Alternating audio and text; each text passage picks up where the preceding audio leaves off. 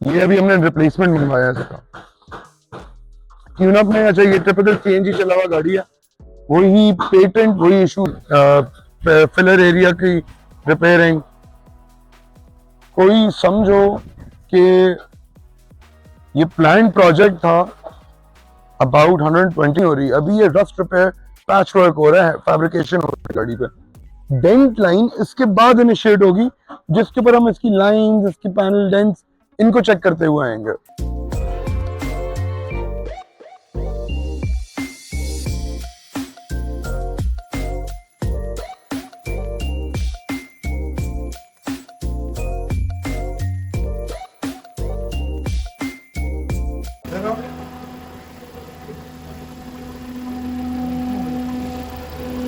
Charging इसकी खुद पे आएगी।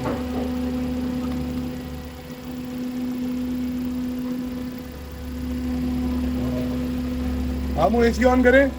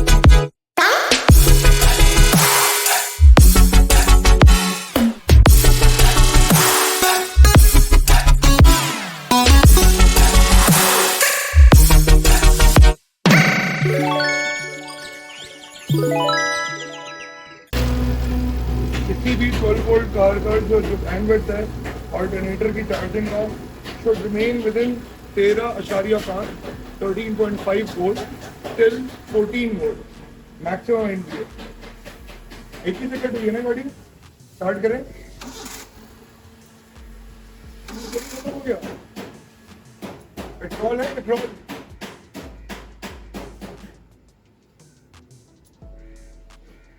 पेट्रोल बिल्कुल एंड हो रहा हूँ उसका।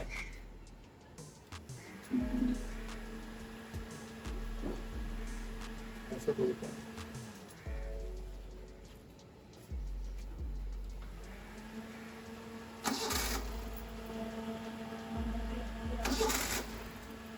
पेट्रोल चला गया मामू जाए, ई के ऊपर ही था ना जी, तो होगा बट आपको ये बताऊं काम के बाद मैं आपको ये बताऊं कि इसके ऑल्टरनेटर में ईसीएम का जो वायर होता है वो कट हुआ होता है, जिसकी वजह से गाड़ी ओवरचार्ज कर रही थी। देखो कितने मजे का काम हुआ हमने। और ऑल्टरनेटर वाला एक जो था जिसको हमने ऑल्टरनेटर रिपेयर के लिए भेजा था, उसने कितने मजे का काम किया। उसने हमें रिपेयर करके भेज दिया। जब यहाँ आके हमने लगाया तो दोबारा से देखा, अभी थोड़ी देर पहले आप लोग देख रहे थे तो स्टिल 14.2 14.3 वोल्ट। जब हमने यहाँ से वायरिंग ट्रेस की तो जो ECU सिग्नल वायर होती है, जो कम्युनिकेशन वायर होती है ऑल्टरनेटर की, जो कि बेसिकली गवर्न करती है कि पुरानी गाड़ियों में ऑल्टरनेटर के ऊपर कटआउट्स लगे हुए होते हैं। जो मॉडर्न डे गाड़ी होती हैं, जो कि इलेक्ट्रिक होती हैं, EFI होती हैं, जिसपे ECM लगा होता है, इंजन कंट्रोल मॉड्यूल मौजूद होता है, या दूसरी जबान में इसको ECU कहते हैं, इंजन कंट्रोल यूनिट कहते हैं। उसे वो लगा हुआ होता है, तो उसका चार्जिंग कंट्रोल जो है विद ECM आसान अल्फाज में ECM ऑल्टरनेटर या जनरेटर को ये मैसेज देता है कि उसको कितना काम करना है। इसका वो वायर ही कटा हुआ था। क्यों कटा हुआ था अल्लाह ताला नोज बेटर, बट इसका वो वायर कटा हुआ।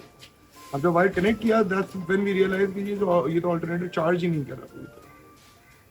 फिर हमने ऑल्टरनेटर को दोबारा भेजा है, अभी ऑल्टरनेटर दोबारा रिपेयर हो गया है। Most likely we might end up replacing this alternator, क्योंकि नाउ यू नो कि मेरा जाती अलॉट ऑफ क्लाइंट्स कंप्लेन कि मैं रिपेयर्स के लिए क्यों नहीं ऑप्ट करता जबकि सर्टेन चीज़ें रिपेयरेबल होती हैं। Now you know why I can trust repairs. अब ये ऑल्टरनेटर मैं अनाउंस कर सकता हूँ repair, but it's just not a क्या कहेंगे वैल्यू फॉर मनी। मेरी ऑपरेटिंग कॉस्ट बहुत हायर है। अगर मैं ऑल्टरनेटर रिपेयर करने के लिए शॉप के अंदर बैठूं तो my operating cost is higher and which would render the repair cost higher. इससे बेहतर होगा कि मैं वैसी रिप्लेसमेंट ले लूं। अब मैं अगर इसको आउटसोर्स कर रहा हूँ रिपेयर के लिए, खैर अभी alternator is working fine, but I don't trust it. मैं इनको यही पूरी ब्रीफ दूंगा कि भाई ये सीन है और बेहतर होगा कि हम ऑल्टरनेटर चेंज ही करें। But other than that, other than everything she look very nice. बहुत ऑर्डर में है। पेट्रोल खत्म हो गया, एक टेस्ट ड्राइव इसकी जरूरी करनी है। आदि इसके लिए 2000 का फ्यूल और मंगाया है, इसकी टेस्ट ड्राइव करनी है। वो टेस्ट ड्राइव करके ताकि हमारी जो एक इनिशियल जॉब थी इसके ऊपर, जिसके इंजन की मेंटेनेंस पूरी करनी थी वो पूरी होती है। फिर हमें इसका एयर कंडीशनिंग, जो कंज्यूमर यूटिलिटी में एयर कंडीशनिंग को देखना है, पावर स्टीयरिंग को देखना है, और जो हमारी रिकमेंडेशन क्लाइंट को वो इसका इंजन कूलिंग सिस्टम को देखना है। क्यों देखना है इधर? ये देखो, ये इंडिकेट, ये जो रस्ट आया हुआ है ये इंडिकेट कर रहा है कि पानी सीप करता रहा है।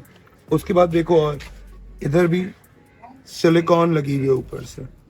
अभी हमने इसके डिस्ट्रीब्यूटर हाउसिंग के ऊपर सिलिकॉन का कमाल देखा था, ये देखो एक और कमाल। दिस मींस के, और अगर इधर से देखिए, इधर भी आओ, देखो ये भी सिलिकॉन लगी हुई है सारी। एक तो भाइयों ये प्लास्टिक टॉप बॉटम वाले रेडिएटर्स को प्लीज इनके टॉप्स डिसमेंटल करवा के सर्विस करवाना और बंद करें। कोई भी आपको ये बात बोले कि ये प्लास्टिक टॉप में खोल के ऐसा लगा दूंगा कि यूं हो जाएगा, हमें भी बोलते हैं, हमारे अपना वेंडर है, we trust him a lot, this not this part, क्योंकि ये प्रैक्टिकली पॉसिबल नहीं है। प्लास्टिक सर्टेन टेम्परेचर पर जब एक्सपोज हो जाता है तो वो प्लास्टिक के अंदर चेंज आ जाता है उसके शेप में। और जब आप उसको एक सर्टेन बाइंडिंग में से खोलें तो वो उसको वापस लगाना इज नॉट पॉसिबल। ये by manufacturer is turn into a disposable unit. देखो वो कॉपर टॉप नहीं है, देखो ये 70 सीरीज के ऊपर this is the copper top. ये these older vehicles, it is heavier, more expensive, so these are made that way कि इनके ऊपर repairs possible हो। उसका टॉप खत्म हो जाए या मैं खोलूँगा खराब निकला तो ये रेडीमेड मुझे कॉपर का दूसरा मिल जाए, चेंज हो जाएगा। ये मुझे प्लास्टिक का टॉप तो दूसरा मिल जाएगा, बट वो मजीद सिर्फ एक रोलर कोस्टर है, roller coaster of getting screwed. That's what that is. So you keep getting screwed। एक खर्च बचाने को you end up investing more than the actual product। तो एक बार फ्यूल डाल के हम टेस्ट ड्राइव कर लें, टेस्ट ड्राइव करके तो मैं क्लाइंट को ब्रीफ करूँगा। और ये डायरेक्ट फैन भी बंद करना चाहूँगा। उसका हल यही है कि मैं इंजन कूलिंग सिस्टम सर्विस करूँ और फिर अकॉर्डिंगली आगे। इस गाड़ी में कभी पावर स्टीयरिंग भी काम नहीं कर रहा है। पावर स्टीयरिंग के ऊपर हम going to recommend the client, उन्होंने काम करवाया इसके ऊपर, तो I don't know, and we are also on a budget on this, but I am still going to recommend कि हम इसको ईपीएस कन्वर्ट करें इलेक्ट्रिक पावर स्टीयरिंग में, और इसकी एयर कंडीशनिंग को फिर साथ साथ देखा जाए कि क्या प्रॉब्लम है और वो क्यों दुरुस्त नहीं है। Thank you.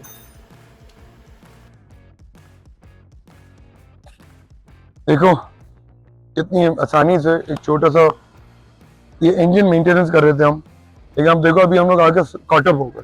कॉटअप क्यों हुए? मास एयर फ्लो, और मास एयर फ्लो कर रहा हूँ, माय बैड। मैप जो मैनिफोल्ड एब्सोल्यूट प्रेशर सेंसर है, ये रहा। इसकी एक पट्टी होती है जिसके साथ ये क्लैंप हुआ होता है, इधर पीछे हुआ होता है कहीं ना कहीं, ये रहा इसका बोल्ट जहाँ पे ये क्लैंप हुआ होता है। बहरहाल वो तो खैर हम कर लेंगे, दैट्स नॉट एन इशू।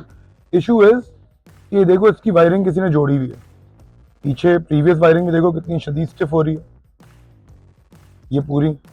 और इसी के ऊपर मैप सेंसर लो वोल्टेज का फॉल्ट कोड भी है अभी। Low voltage denote can be a bad faulty sensor, can also be a wiring break. अब अभी हमें इस गाड़ी को टेस्ट ड्राइव करना था, बट हम इससे फंस गए। फंसे क्यों? Now we'll have to first trace out this 3 wires up to the ECU। वो ट्रेस करने के बाद फिर इधर आएंगे। बॉयज एंड गर्ल्स, देखो अब अगर हम लोग इस तरह इसको लेके चलें तो every hour that's being incurred on this vehicle is a paid hour. And when I say this, I don't mean के खामा खा के पैसे. This is what diagnosis is all about. जो आपको हमेशा बताया जाता है diagnosis का, मैं आपको अभी नहीं बता सकता हूँ. That will be subject when we start working. This is why. और ये जो आप ठेके वाला काम कराते आ रहे हैं अभी तक, ये जो अंजाम है, ये उसी ठेके वाले काम का अंजाम है. अगर ये ठेके पे काम ना हो रहे हो, अगर आप इंडिविजुअल डायग्नोसिस करवाएं, आप ट्रस्ट मी, शायद आपका रोड साइड मैकेनिक जो है वो भी आपको एक बेहतरीन रिजल्ट दे सकता होगा. तो इसके ऊपर अभी बकाया रिज्यूम कल करेंगे. मैप सेंसर का हल क्या निकालता हूँ वो आपको बताता हूँ. ऑल्टरनेटर का मैंने आपको फॉल्ट बताया कि जो ECM से जो उसकी कम्युनिकेशन वायर थी, दैट वाज डिस्कनेक्टेड. तो बेसिकली ऑल्टरनेटर को कोई ये बात बताने वाला था ही नहीं कि हाँ भाई बस कर, और बस हो गया, इनफ चार्जिंग, स्टॉप चार्जिंग, वो कोई बताने वाला ही नहीं था. इस गाड़ी की हिस्ट्री मेरे पास नहीं है, लेकिन मैं क्लाइंट जरूर पूछूंगा. इस गाड़ी की हिस्ट्री में जरूरी बैटरी फॉल्ट्स इनको आते रहते होंगे वक्तन फवक्तन, वो इसीलिए आते होंगे. इस गाड़ी के साथ एसोसिएटेड, जैसे अभी हमने इसके मीटर के ऊपर भी एक काम किया, मीटर का जो प्रिंट है, खैर it's not successful, we will still have to get it change. और भी क्लाइंट को ब्रीफ करेंगे कि जब आप इंडिकेटर ऑन करो तो टेम्परेचर गेज की भी नीडल फ्लक्चुएट कर रही है, बकाया बैकलाइट भी फ्लिकर करती है, जो hand brake, check engine light, कोई भी और चीज सब फ्लिकर करती है. खोल के देखा, मीटर का जो पीछे का प्रिंट होता है, जो बेसिकली सर्किट प्रिंट होता है, दैट्स बर्न. कुछ और चीजें भी. अच्छा, ये जो वायरिंग की भी टिपिकल हार्डनेस आती है ना, जो स्टिफनेस आती है, this is mainly because of over heating. Wires over heat कब होंगी? जब उनमें उनकी कैपेसिटी से ज्यादा करंट चलेगा. जब ये होगा तो you will be losing your ECMs, you will be losing release, starter Motors, सारा कुछ आपका खराब हो रहा होगा. दैट, और कल्प्रेट अंदर ही छुपा होगा, आपको पता नहीं होगा. एक कल्प्रेट को हमने पकड़ लिया है, अभी इसके मैप कॉल करना है, फिर इसकी टेस्ट ड्राइव के ऊपर जाएंगे, कल देखेंगे, कल बताता हूँ बकाया डेट. और ये एक ऑयल लीक के साथ आई है, देखते हैं, इसको भी हल करेंगे. Stay tuned guys. अच्छा तो जी, माइक हाथ में पकड़ लेते हैं. एक सेकेंड, क्योंकि पहली बड़ी कंप्लेन है माइक के लिए. तो मामू, आपने क्या किया जो अभी, जिससे हमारी मैप की रीडिंग जो है बेहतर हुई? यार लड़के, ये खैबर हटवानी पड़ेगी. एनीवे, ये तो जनरल डिस्कशन था, इसको इग्नोर करें. ये लैक ऑफ सिविक सेंस के ऊपर बेस्ड डिस्कशन था बेसिकली. मामू, सस्पेंशन तो बिल्कुल तबाह है. मैप बेसिकली, मैप की ग्रिप को नूर उस्ताद जो हमारे मास्टर इलेक्ट्रिशियन है, उन्होंने एक तो मैप को सर्विस किया, मैप की ग्रिप को, और 2 उन्होंने कनेक्शन नॉर्मलाइज किया. मैप सेंसर चेंज हुआ था कभी ना कभी इस गाड़ी की हिस्ट्री में. वो जो चेंज था वो अप्रोप्रिएट चेंज नहीं था. अप्रोप्रिएट क्यों नहीं था? क्योंकि कनेक्शन सही नहीं थे. उन्होंने उसके कनेक्शन सही किए हैं और ग्रिप को सर्विस किया है. ग्रिप की तो गंद, ग्रिप के अंदर गंद होने की वजह आप लोगों को पहले दिखाई थी, सिवियर ऑयल लीक. वो जो ऑयल लीक्स हैं वो बहुत कबाड़ा करते हैं गाड़ी के साथ. अच्छा, और मैं आप लोगों को एक और चीज बताऊं कि अब अभी मामू भी एक्सपीरियंस कर रहे होंगे कि इसका आइडल अभी भी बहुत बड़ा हुआ है.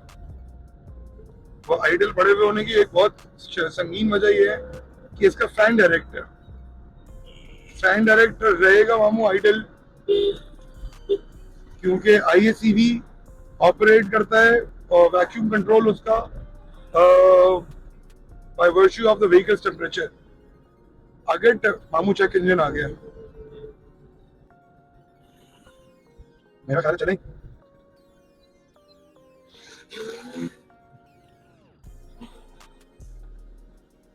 लौट के परी घर को चली. हाँ मामू, लौट के परी घर को चली. तो भाइयों, इधर ही कट करते हैं, क्योंकि एक बार फिर चेक इंजन आ गया है. अब उसको जाके स्कैन करते हैं कि आया क्यों है. और फिर वहीं से कंटिन्यू करते हैं आगे। Stay tuned guys.